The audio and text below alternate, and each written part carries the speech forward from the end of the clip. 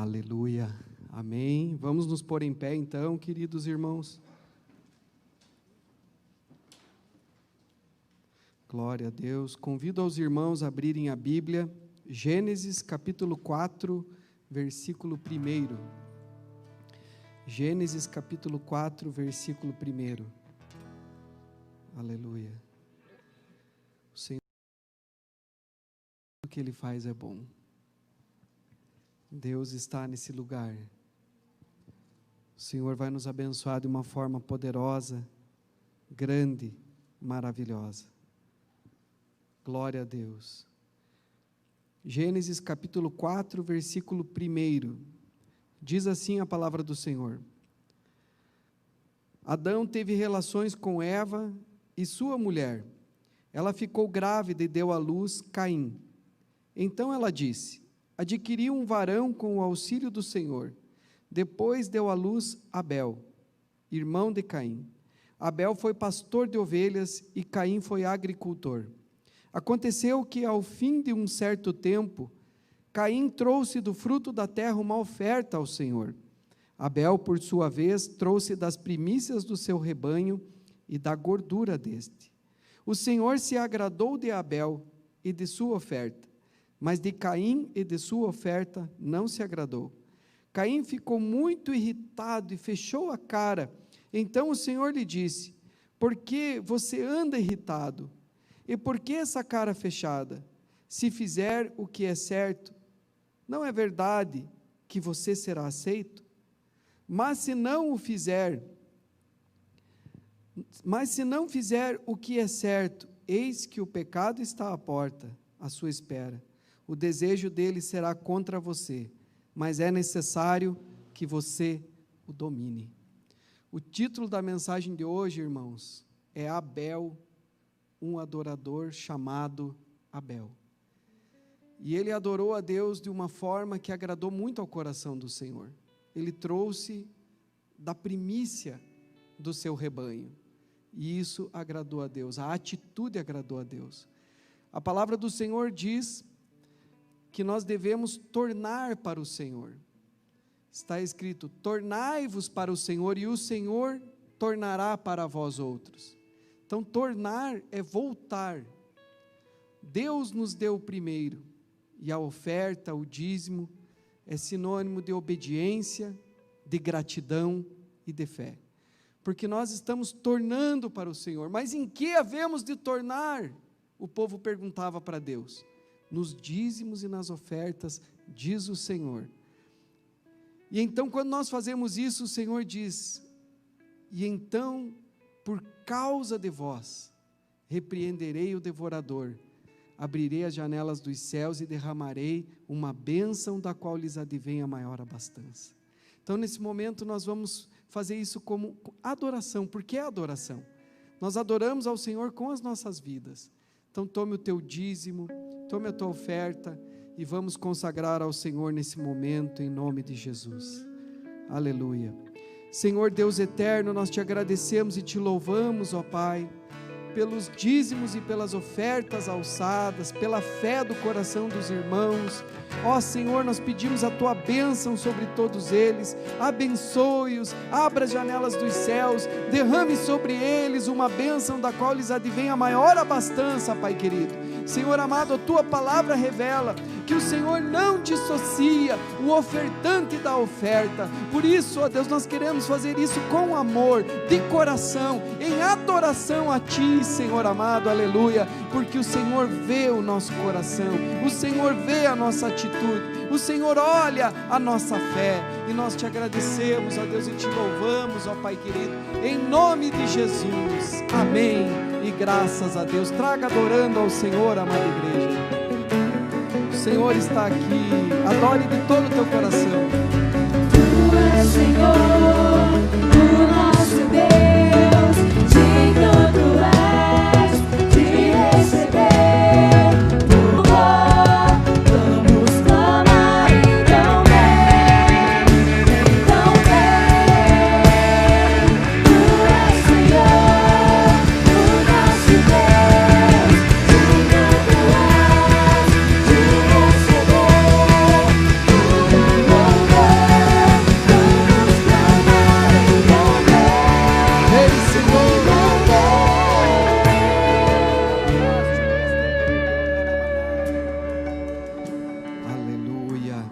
Senhor é bom e tudo que Ele faz é bom. Amém, amados irmãos, tomem assento na presença do Senhor. Um adorador chamado Abel. Caim trouxe do fruto da terra uma oferta ao Senhor. Abel, por sua vez, trouxe das primícias do seu rebanho e da gordura deste. O Senhor se agradou de Abel e da sua oferta, mas de Caim e de sua oferta não se agradou. Caim ficou muito irritado e fechou a cara. Então o Senhor lhe disse: por que você anda irritado? E por que essa cara fechada? Se fizer o que é certo, não é verdade que você será aceito? Mas se não fizer o que é certo, eis que o pecado está à porta, à sua espera. O desejo dele será contra você, mas é necessário que você o domine. Este texto de Gênesis capítulo 4, versículo 1 a 7, tem lições preciosíssimas para nos ensinar sobre a adoração. E aqui nós vemos estes dois irmãos que sobem para adorar a Deus. E um deles, a sua oferta, não somente a sua oferta, mas ele é rejeitado. Porque Deus não dissocia o ofertante da oferta. E o Senhor olha para ele, porque ele fica triste, ele fica irritado, e ele fecha a cara, e o Senhor diz: por que você anda irritado? E por que essa cara fechada? Muitas vezes, irmãos, nós ficamos irritados, ficamos incomodados com as circunstâncias da nossa vida, quando não somos abençoados, ou alguma coisa não sai como nós queríamos, e por vezes, muitas pessoas até mesmo blasfemam contra Deus. E o Senhor falou para ele assim: se fizer o que é certo, não é verdade que você será aceito. Mas se não fizer o que é certo, eis que o pecado está à porta, à sua espera. Existem dois caminhos, a porta larga e a porta estreita, o caminho apertado, e uma vida de oração, uma vida que escolhe agradar a Deus. O pecado está ali, o pecado jaz à porta, e há essa possibilidade, irmãos, por isso nós vemos aqui a responsabilidade humana, o peso da responsabilidade humana sobre a sua própria salvação. Muitas vezes são as nossas escolhas que nos abençoam ou que nos amaldiçoam. E aqui o Senhor está falando para ele isso, o desejo dele, o desejo pelo pecado será contra você, mas é necessário que você o domine. Noutra versão diz: o seu desejo será contra ti. O seu desejo pelo pecado será contra ti, mas a ti cumpre dominá-lo. Para adorar a Deus, nós precisamos dominar o pecado, dominar a carne. E a Bíblia fala, irmãos, em Gálatas capítulo 5, versículo 16 a 26, sobre essa luta da carne contra o Espírito, e parece que o apóstolo Paulo, quando ele escreve aos Gálatas, ele ancora o texto de Gálatas nessa passagem de Caim e Abel. São ensinamentos eternos, princípios eternos, poderosos de Deus. E nós vemos aqui o texto dizendo: digo, porém, o seguinte: vivam no Espírito e vocês jamais satisfarão os desejos da carne. Se nós vivermos no Espírito, nós não satisfazemos o desejo da carne, porque o pecado está à porta. Porque a carne luta contra o Espírito, e o Espírito luta contra a carne, porque são opostos entre si, para que vocês não façam o que querem. Mas se são guiados pelo Espírito, vocês não estão debaixo da lei. Ora, as obras da carne são conhecidas e são. E aí a importância, irmãos, de nós colocarmos nome ao pecado. Deus faz isso na sua palavra. Porque muitas vezes nós podemos pensar: não, comigo está tudo bem, eu louvo a Deus, eu sirvo a Deus, eu sou devoto a Deus, eu vou na igreja todos os domingos. Mas nós precisamos ver, e aqui diz o texto: imoralidade sexual, são conhecidos e são imoralidade sexual, pornografia, sensualidade, tipo de impureza. Impureza libertinagem, idolatria. Idolatria é obra da carne, irmãos. Porque quando uma pessoa busca um ídolo, ela deixou de buscar a Deus, e Deus é Pai. E Ele quer que nós assumamos esse relacionamento de filhos. Por isso, todos os textos bíblicos ensinados por Jesus acerca de oração dizem em relação ao nosso relacionamento com Deus, com o Pai. Entra no teu quarto, fecha a porta atrás de ti e em secreto ora a teu Pai. E teu Pai que te vê em secreto te recompensará.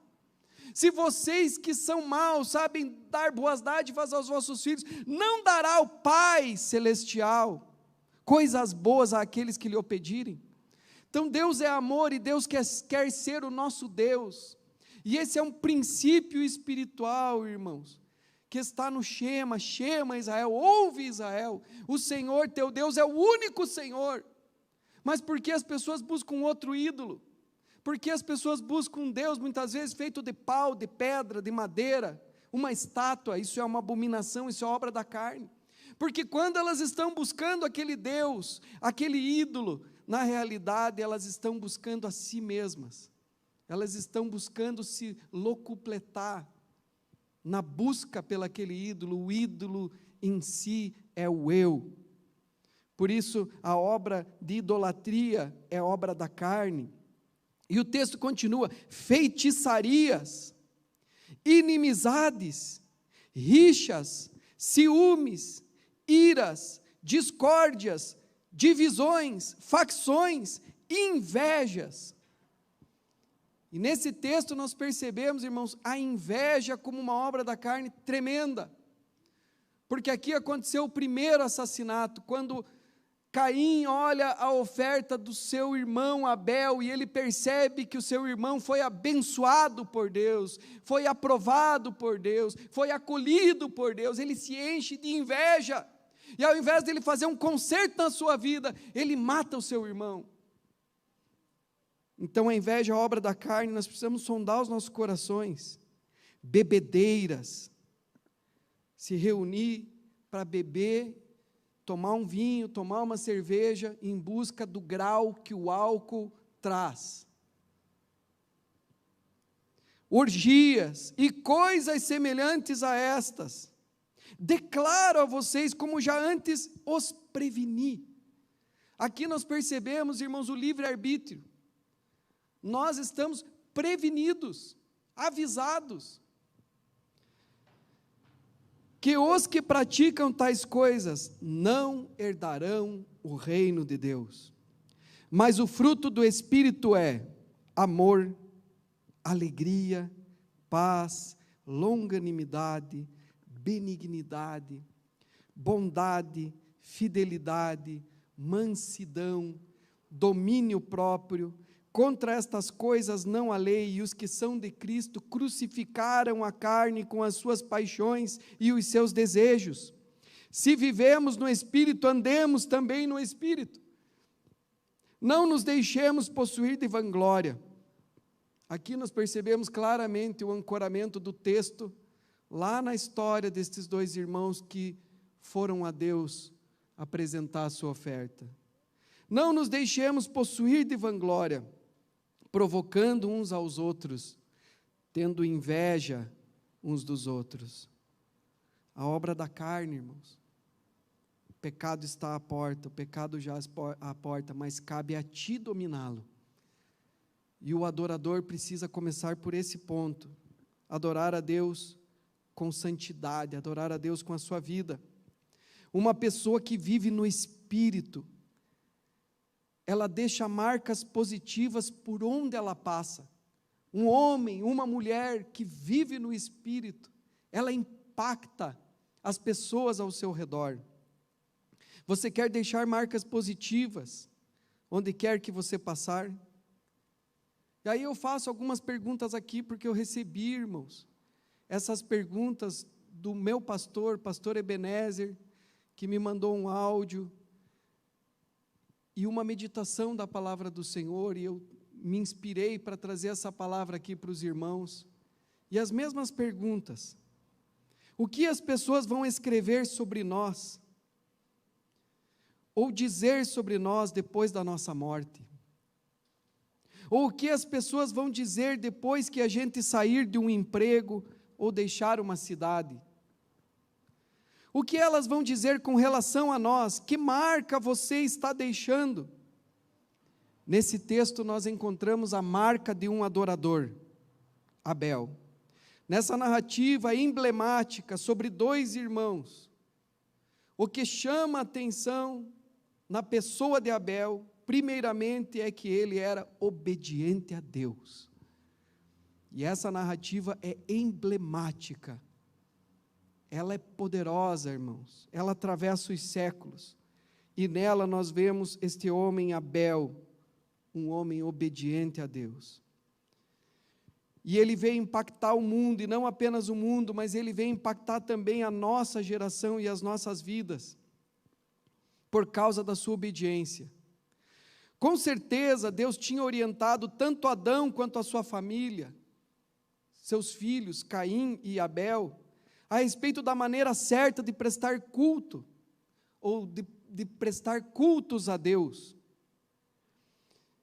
Nós não sabemos como Deus fez isso, se foi através de doutrina, ou se foi através da comunhão, porque Adão e Eva tinham comunhão com o Senhor vinha e caminhava com eles, e se relacionava com eles, de uma forma muito íntima, muito pessoal, e quando nós convivemos com as pessoas, nós aprendemos muito sobre elas, nós absorvemos valores, nós absorvemos costumes, nós absorvemos a cultura.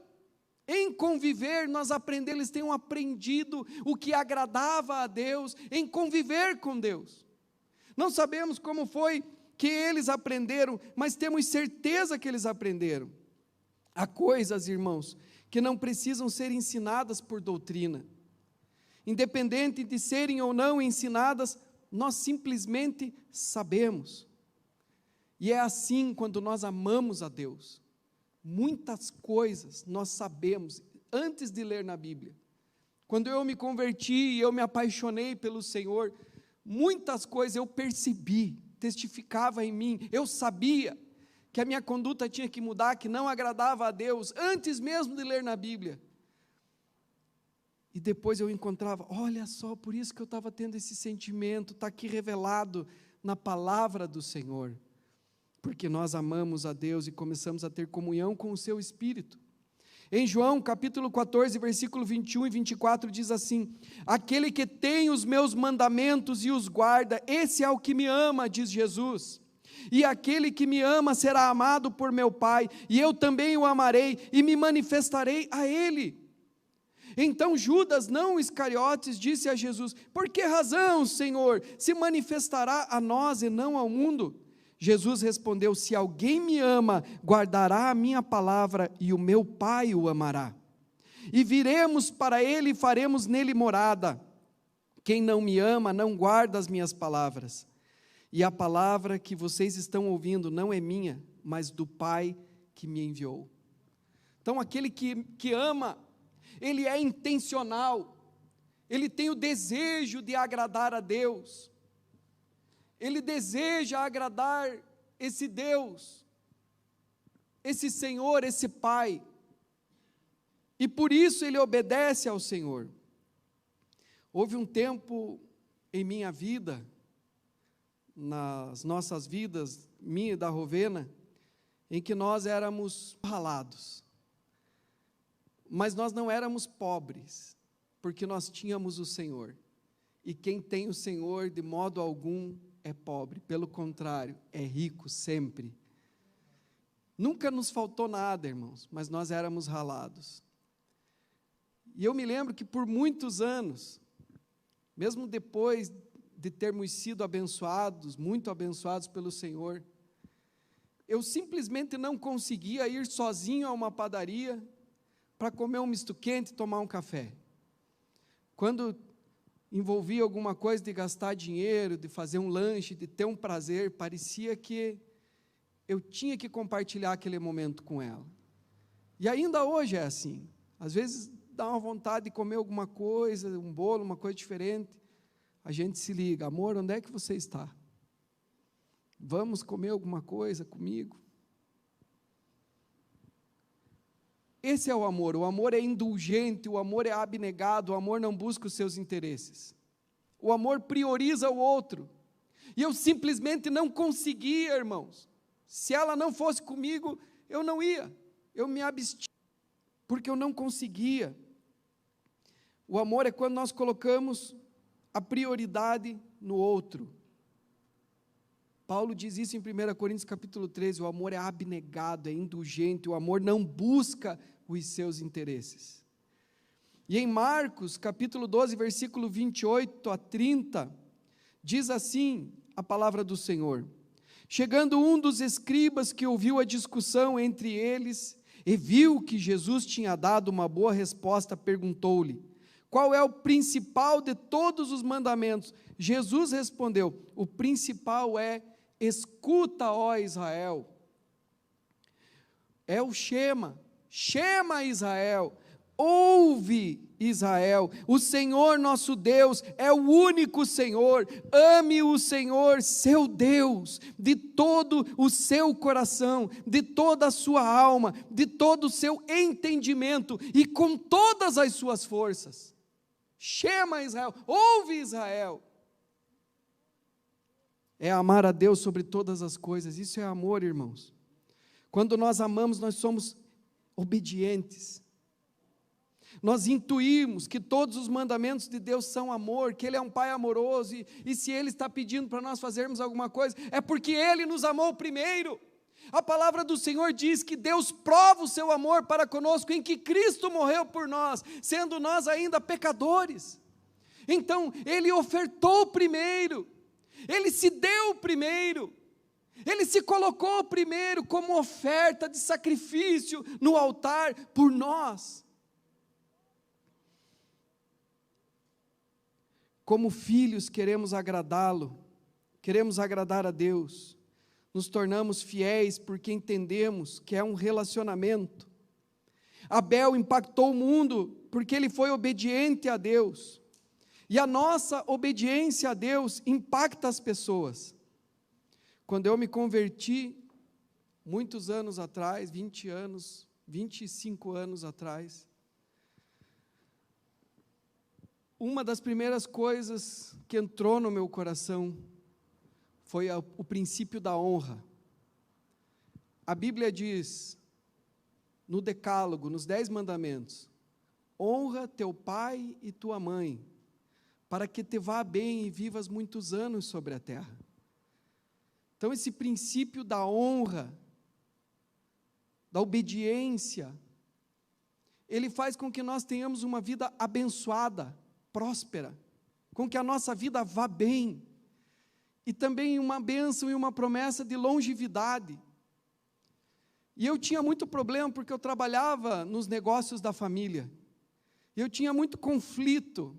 É difícil, muitas pessoas quando vão trabalhar com parentes, com pai, por causa do relacionamento, da proximidade, se confrontam muito, e nós brigávamos muito, porque o meu pai, ele era old school, e eu imaginava que tinha uma mente mais oxigenada, visão, e que tinha mais perspectiva sobre mudança, sobre melhorias, e eu queria crescer.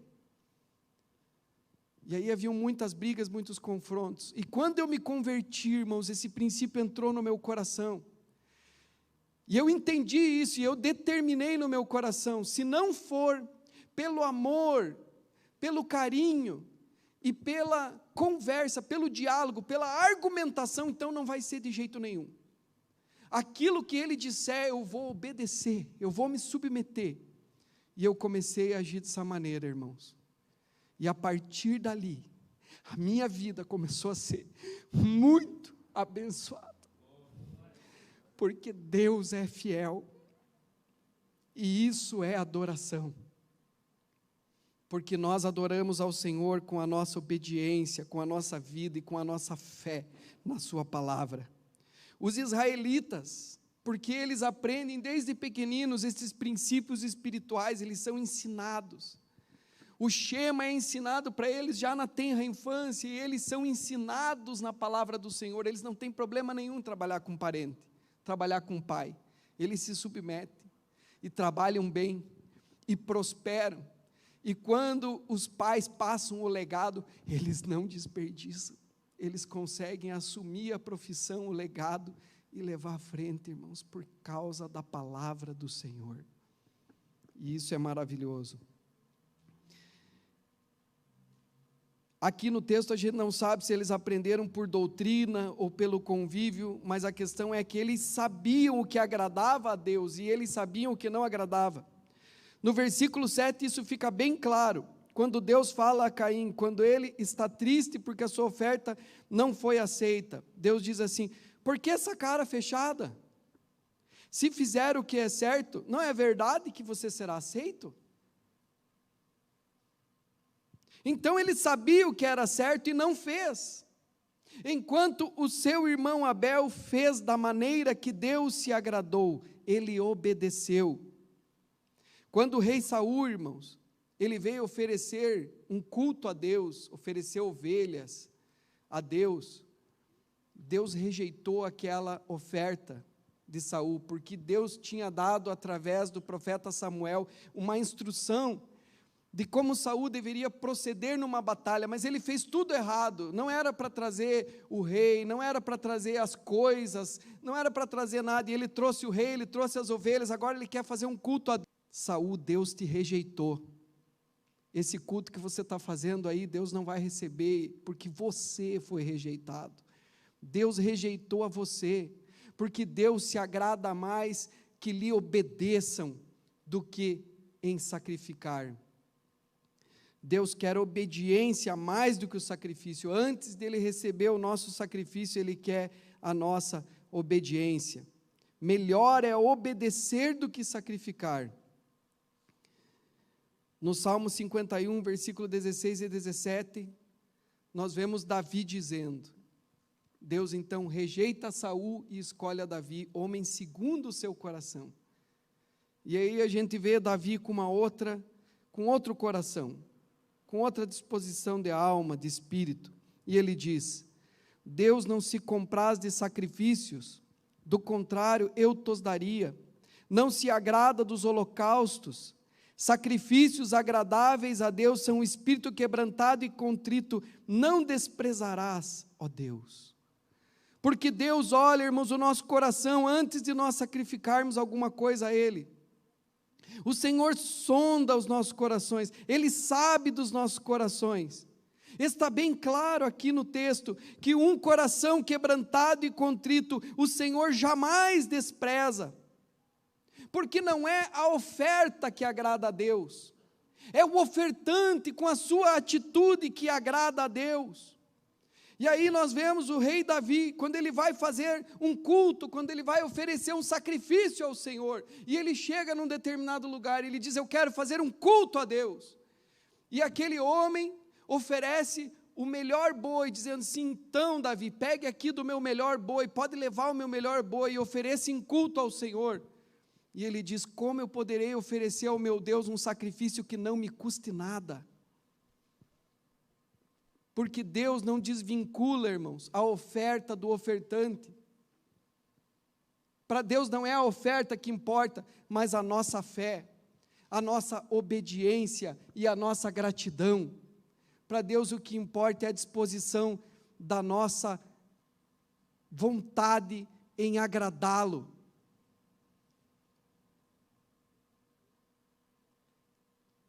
Jesus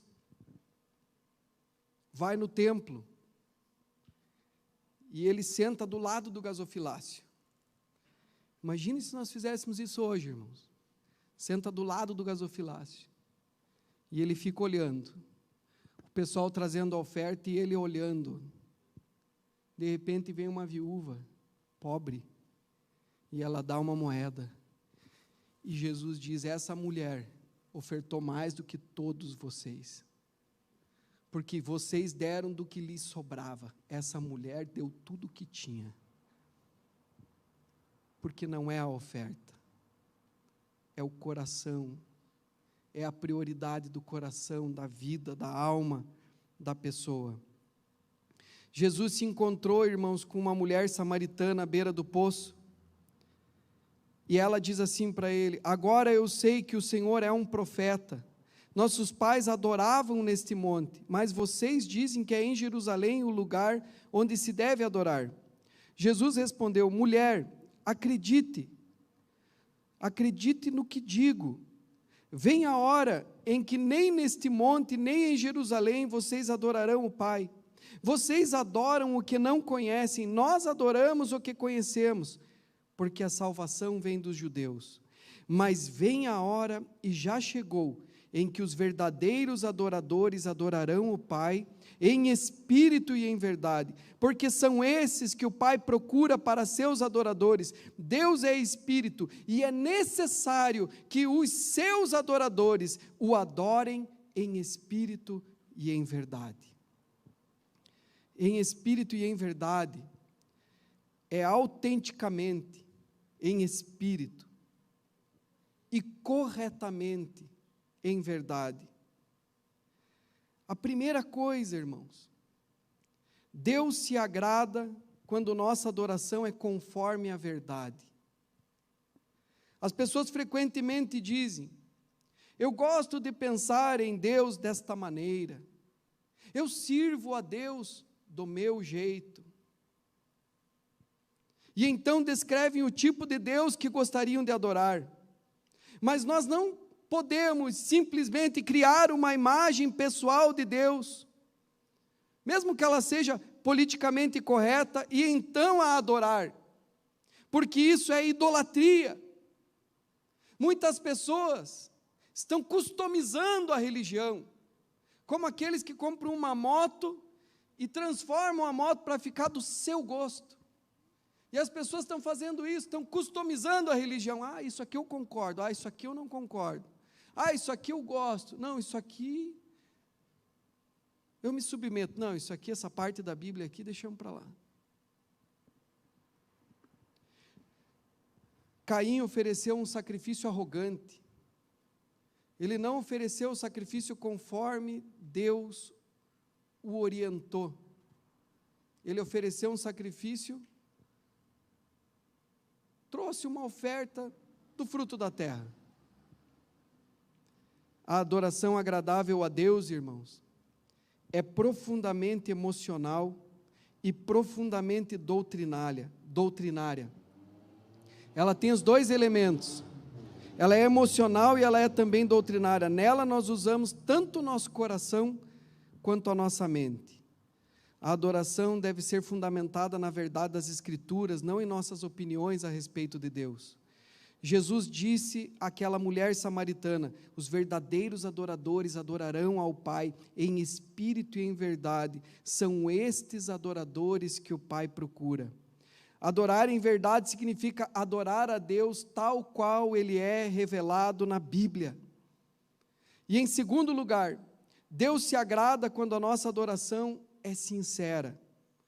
Quando Jesus diz que devemos adorar em espírito, Ele não está se referindo ao Espírito Santo, mas ao nosso espírito, porque nós fomos feitos à imagem de Deus, somos um espírito que habita em um corpo, e Deus concebeu esse espírito para que nós nos comunicássemos com Ele.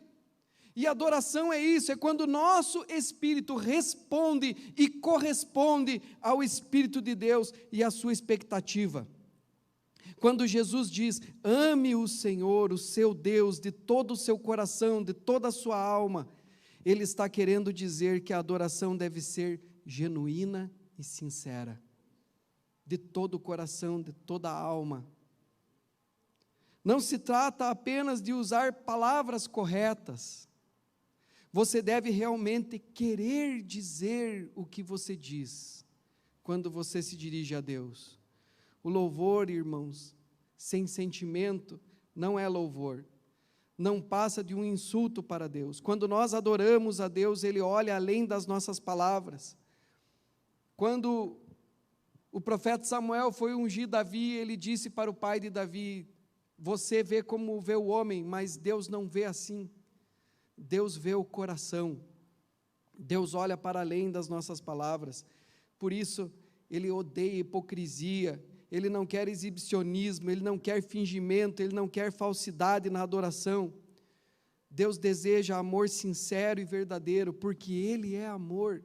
Ele quer amar e ser amado por nós. Eu tive um sonho, irmãos, essa semana. E o sonho foi espiritual. Deus me mostrou uma moça muito bonita, com um cabelo muito bonito, e o Senhor fez com que eu reparasse muito no cabelo da moça. E era a noiva, a igreja. E o cabelo era muito bonito, caía pelo lado do ombro, e o Senhor fez com que eu reparasse, e ele era bem escovado, limpo, viçoso, brilhante.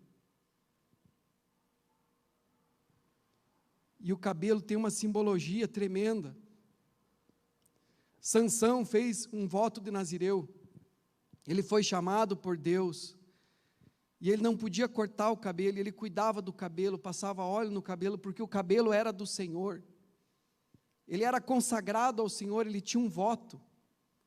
E então ele não cortava o cabelo, porque o cabelo era do Senhor, mas não só o cabelo era do Senhor, mas o cabelo era para ele uma lembrança do voto, porque ele era consagrado ao Senhor. A vida dele era consagrada ao Senhor. E ali, irmãos, naquela meditação, Deus me fez perceber o que uma moça, uma jovem, uma noiva faz quando vai se encontrar com o seu noivo, quando vai se encontrar com aquele com o qual ela está enamorada. Você consegue imaginar ela indo descabelada? E o Senhor dizia: a minha igreja está assim, está apresentando-se dessa maneira diante de mim, para me dar culto, para me prestar culto, uma noiva descabelada. Nós precisamos arrumar as nossas vidas, arrumar a nossa casa, para adorarmos ao Senhor, para que Deus aceite não só a nossa oferta, mas que o Senhor, antes da nossa oferta, nos aceite. Quando nós adoramos a Deus, seja através do louvor, seja através das ofertas, do dízimo, através do nosso tempo em serviço aos santos, será que nós temos sido obedientes, irmãos? Será que temos feito a maneira de Deus? Da maneira que Ele se agrada, segundo a orientação que Ele nos tem dado? Se eu quero impactar as pessoas, em primeiro lugar, eu tenho que tirar um sorriso de Deus. Que o Senhor possa olhar para nós e dizer: esse é o meu filho amado, em quem eu tenho prazer, em quem eu me comprazo. Nós podemos impactar por causa da nossa obediência ao Senhor. Em segundo lugar, Abel impactou uma geração, porque ele tinha um coração grato. Gratidão é algo tão difícil nos dias de hoje. Salmo 24, versículo 1 diz: ao Senhor pertence a terra e a sua plenitude, o mundo e os que nele habitam. Tudo é do Senhor. Tudo pertence a Deus, é direito dele. Direito de propriedade, porque ele que fez. Se ele pediu aquele culto, então o coração de Abel é um coração grato, porque ele conseguiu viver aquilo que Jesus ensinou em Lucas 14, versículo 33. Diz assim: assim, pois, qualquer um de vocês que não renuncia a tudo quanto possui, não pode ser meu discípulo. Ele entendeu esse princípio, que nada era dele, tudo era de Deus. Se Deus tinha dado, se Deus pedisse, sendo de Deus, ele entregava para Deus. Por certo, irmãos, você lembra da parábola dos talentos? Um senhor vem e entrega aos seus funcionários, distribui talentos, conforme eles tinham capacidade para administrar, e ele vai para uma terra distante, mas depois ele volta e pede de volta aqueles talentos. Assim é Deus. Vai chegar o dia em que Deus pedirá de volta, irmãos. Jó respondeu àqueles que lhe disseram: zomba de Deus, Ele tirou tudo que é seu. Ele disse a eles: o Senhor deu, o Senhor tirou. nu vim do ventre da minha mãe, nu voltarei para o meu Deus. Tudo é de Deus, tudo é do Senhor. Abel, quando ofereceu aquele animal, ele ofereceu em gratidão, porque Deus tinha dado primeiramente a ele. Por isso, o texto de Malaquias, capítulo 3, versículo 10 diz: tornai-vos a Deus, porque nós só estamos devolvendo aquilo que primeiro recebemos. Tornai-vos a Deus, e Ele tornará para vós outros, aleluia, Ele tornará para vós outros. E assim, irmãos, Deus não dissocia a oferta do ofertante. Por isso, quando nós trazemos nesse espírito, com essa inteireza de coração, quando trazemos o nosso dízimo e somos fiéis, e trazemos uma oferta, um sacrifício ao Senhor, Deus olha para o ofertante, não para a oferta, Deus olha para o ofertante e diz: por causa de vós, eu repreenderei o devorador, abrirei as janelas dos céus e derramarei sobre vós uma bênção da qual lhes advém a maior abastança. Porque me amou, diz o Senhor, eu o socorrerei, estarei com ele na angústia e lhe mostrarei a minha salvação. Deus é fiel. Esse é um princípio, e Abel compreendeu esse princípio. Abel deixou uma marca, porque ele confiava em Deus. Terceiro lugar, a Bíblia diz que nós somos salvos por Deus mediante a fé, pela graça mediante a fé. Nós não temos condições, Deus nos salva pela graça, mediante a nossa fé. Está escrito que Abraão creu em Deus e isso lhe foi imputado por justiça. A palavra do Senhor diz que o justo Abel, o sangue dele clama até hoje. Abel entregou as primícias da sua criação, dos seus animais, enquanto Caim entregou uma oferta. Existe uma grande diferença aqui, irmãos. A primícia, isso é relacionamento, é amar. Abel, quando entregou aquele animal, confiava que Deus ia fazer com que aquela sua ovelha desse mais uma cria. Ele confiava que Deus daria a ele o seu sustento. Abel viu, mesmo antes que Moisés ensinasse, ele viu, ele entendeu o princípio das primícias. As primeiras coisas que nasciam eram de Deus por direito de criação. Isso é o que Moisés ensinou ao povo de Israel, e Abel viveu isso. Ele entregou uma primícia, não apenas uma oferta, ele entregou o melhor que ele tinha, o primeiro. Ele confiava em que Deus iria suprir todas as suas necessidades. Ele era grato, ele era obediente. Abel era obediente, era grato e confiava em Deus. Abel deixou uma marca porque ele era um homem de fé. E parece que isso sempre chama a atenção do Eterno. Você sabe o que aconteceu, irmãos?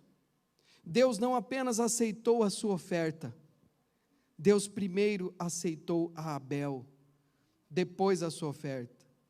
Ele entendeu que o seu coração deveria, em primeiro lugar, estar voltado para o Senhor. Shema Israel, ouve Israel, o Senhor teu Deus é o único Deus, é o único Senhor. Ama o Senhor teu Deus de toda a tua força, de todo o teu entendimento. E eu termino deixando para os irmãos as mesmas perguntas que o meu pastor deixou para mim. Termino deixando essas perguntas para mim e para vocês. Eu tenho impactado o mundo? As minhas atitudes agradam a Deus? Minhas ofertas? Como é o meu culto? E adorar a Deus, irmãos, não é no momento, vim no culto. Isso é religião. Adorar a Deus é com a vida, é o dia todo, é o tempo todo, é colocar Ele como prioridade, é amar o Senhor e guardar os seus mandamentos. Eu espero, irmãos, que diante dessas perguntas a minha e a sua resposta sejam um sim, que nós venhamos impactar as pessoas, que as pessoas olhem para nós e vejam um verdadeiro adorador, vejam um Abel, vejam um reflexo da glória de Deus e queiram servir a Deus, que você venha marcar com a glória de Deus aonde você estiver, que Deus te abençoe. Vamos nos pôr em pé na presença do Senhor.